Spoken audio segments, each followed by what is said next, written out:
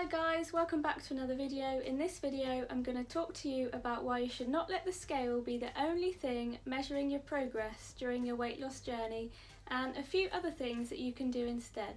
So let's get into reason number one. My first reason for not trusting the scale and not letting the scale be the only thing measuring your progress during a weight loss journey is because all scales are made differently. No scales are equal.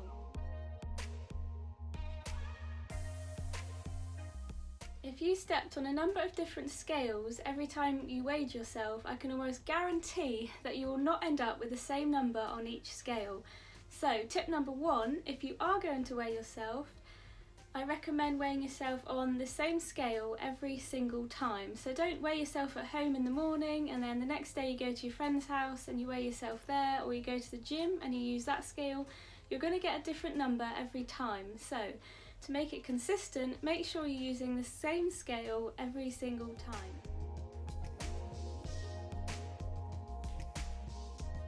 Another reason why we shouldn't rely on the scale to measure our progress during our weight loss journey is because our weight fluctuates every single day.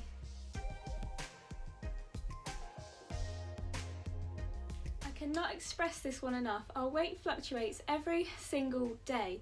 And it fluctuates for so many different reasons, including glycogen, water, hormones, whether we've been to the toilet yet or not. 99% of the time our weight isn't fluctuating because we are gaining fat or losing fat. It is for all these other different reasons instead, which is why using the scale to measure your weight loss is not a good idea. This takes me on to reason number three. Another reason we can't trust the scale is because that number on the scale does not show us how much body fat we have, how much muscle we have, how much water we have. That number on the scale is just our relationship to the ground, that's it.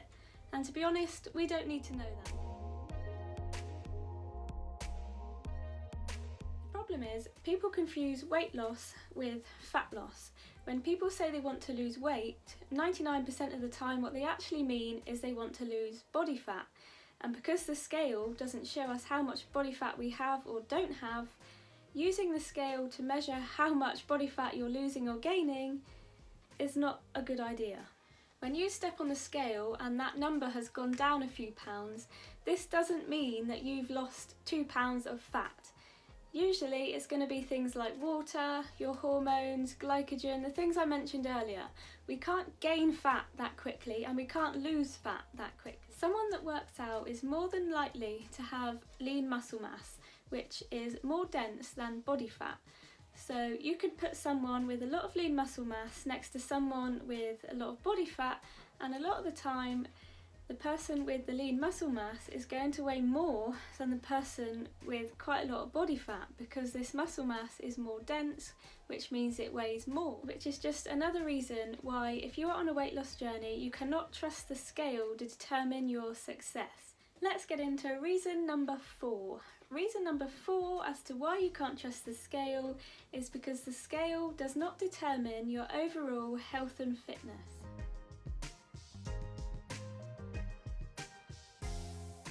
The number on the scale is a pretty poor indication of how healthy we are.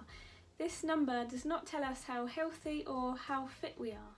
And more often than not, stepping on the scale can encourage bad eating habits and also have a negative impact on our mental health.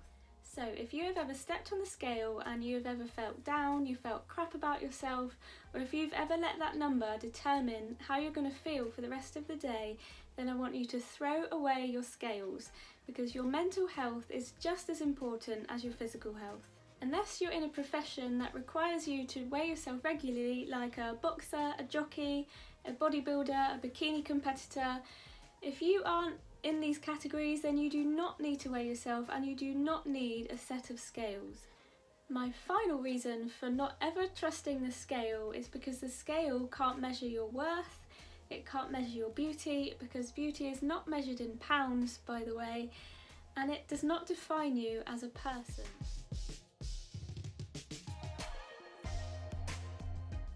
Instead, most people that step on the scale let that number determine how they're going to feel about themselves every single day. If the number goes down, they feel great.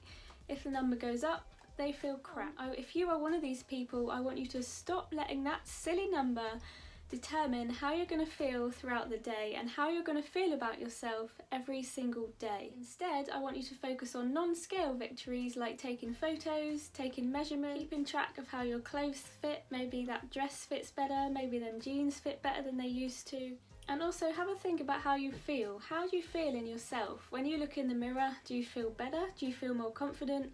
When you're running around with the kids, do you have more energy than you used to? Because losing weight isn't just about how we look, it's also about how we feel, which is just as important. Don't miss out on 95% of your life just to weigh 5% less. We are here once, so don't spend one more second of it making unkind, horrible remarks about yourself and your body. Instead, I want you to flip your mindset and I want you to think of all the amazing things that your body does for you and all the things you love about it. Even if you look in the mirror and you can't find one thing that you like about your body, just think of all the things it does for you, like your heart beating, your core keeping you upright, your spine, your legs. Whether you've had kids, if you've had children, what your body has been through is amazing. So be grateful for your body and love your body at every stage of your journey. If you don't start loving your body now, I can't guarantee that when you reach your goals that you're so determined to reach, that you are actually going to feel happy in your own body and your own skin.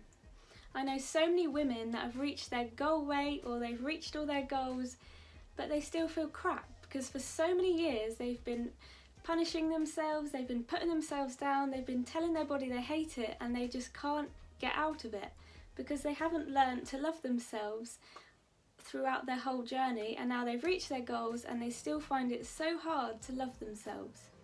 You are not stuck. You have the power to start working on yourself and you have the power to start working towards your health and fitness goals. I don't want you to look back in 10, 20, 30 years and think of all the things that you missed out on because you hated your body. Instead, I want you to look back and I want you to remember all the things that you did and be so grateful and proud that you learned to embrace your body and love your body at every stage of your journey and not just when you reached your goals. You have the power to change and it all starts with the first step. So basically what I'm trying to say is throw your scales away, stop weighing yourself, stop letting that number on the scale determine how you feel about yourself, how you feel about your body and how your day is going to go. Every day I want you to write down 5 reasons why you love your body and be grateful for it every single day. Thank you so much for watching this video, I really appreciate it. I really hope this video has helped you. If it has, please let me know and please like the video and don't forget to subscribe and I'll see you in the next one. Bye!